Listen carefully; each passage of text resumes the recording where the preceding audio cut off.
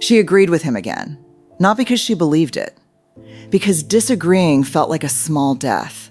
Somewhere, right now, someone is nodding along to an opinion they don't share, laughing at a joke that didn't land, saying, "I'm fine," for the 400th time this year.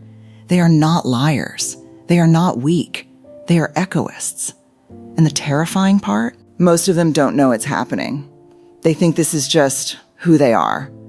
But it isn't who they are. It's who they learn to become, to survive being loved. Picture Sarah, 34, successful career, warm smile, the friend everyone calls first with good news and bad news. Ask Sarah what she wants for dinner. Watch what happens. I don't mind. Whatever you want. It sounds like kindness. It isn't. It's disappearance. Echoism is a term coined by psychologist Craig Malkin, the quiet opposite of narcissism, where the narcissist inflates the self. The echoist erases it. They shrink so completely into other people's needs that their own preferences become foreign territory, a stranger's country they've never visited. Here's what it looks like in real life, not in a textbook, in a Tuesday. A husband who hasn't chosen a restaurant in 11 years of marriage. Not because he's easygoing, but because choosing feels dangerous. A daughter who calls her mother every single day, not from love alone, but from a low-grade dread of what silence might mean. An employee who says yes to every extra project, then cries alone in her car in the parking garage, wondering why she feels so hollow when everyone tells her she's such a giver. But here's the dark truth most people miss. The echoist isn't generous. The echoist is afraid that if they stop reflecting other people's light, they'll discover there's no light of their own left to see. This isn't shyness. It isn't introversion. Introverts protect their energy. Echoists don't know they have energy worth protecting. Ask an echoist what they're feeling in a moment of conflict, and you'll often get silence. Not because the feeling isn't there, but because somewhere along the way, they lost the internal wiring that connects emotion to expression. They can tell you exactly what you feel. Ask them what they feel, and the room goes quiet. That gap between what they perform and what they actually carry is where this story gets dangerous. To understand why the mind does this, we have to look deeper into the architecture of the self. Every human being develops what psychologists call a self-concept, an internal answer to the question, who am I, independent of anyone else in the room. For most people, that self-concept is built slowly, safely, through trial and error. You try an opinion. Someone pushes back. You survive the disagreement. Your sense of self gets a little sturdier. The echoist never gets that rehearsal. Here's the mechanism. In the developing brain, identity and safety are deeply linked. If asserting a preference was ever met with anger, withdrawal, or emotional punishment, even subtly, even just once in a formative moment, the brain encodes a rule. My needs are a threat to connection. From that point forward, the nervous system starts doing something remarkable and tragic. It begins scanning other people's faces before it consults its own feelings. Psychologists call this hypervigilant attunement. It's the same threat detection system that helps a smoke alarm sense fire, except in the echoist, it's permanently pointed outward, never inward.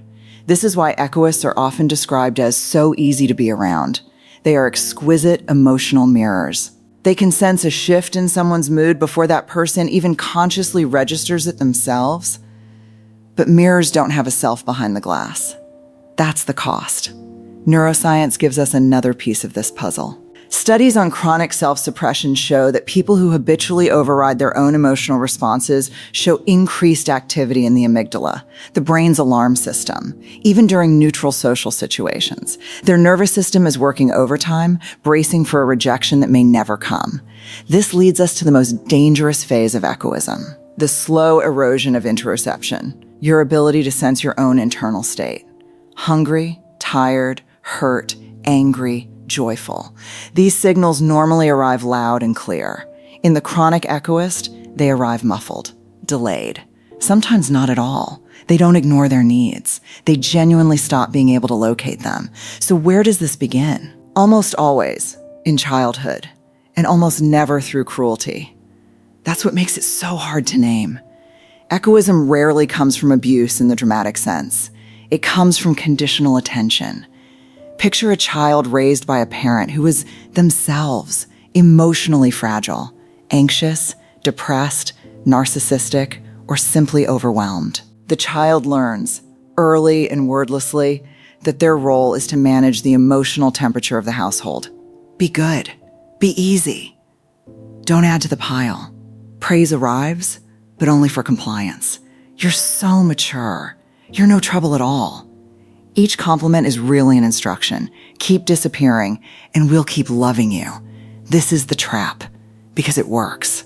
The child gets love. The child gets safety. The strategy is reinforced 1,000 times before age 10, long before anyone has the language to question it. And here's the part that echoes, pun intended, into adulthood. Echoists frequently end up in relationships with narcissists, not by accident, by resonance. The narcissist needs an audience. The echoist has spent a lifetime training to be one. It's not weakness that draws them together. It's a devastating psychological fit. One person starving for a mirror, the other unable to be anything else. There's a second trap, quieter and crueler, the trap of being praised for the very thing that's hurting you.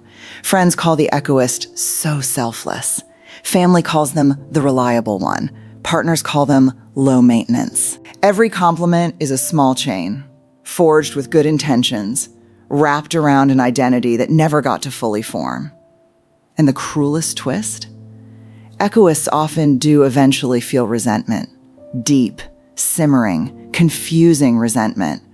But because they've spent a lifetime suppressing emotional signals, they can't even locate where the anger is coming from. It leaks out sideways, in exhaustion, in sudden tears over small things, in a heaviness that has no name.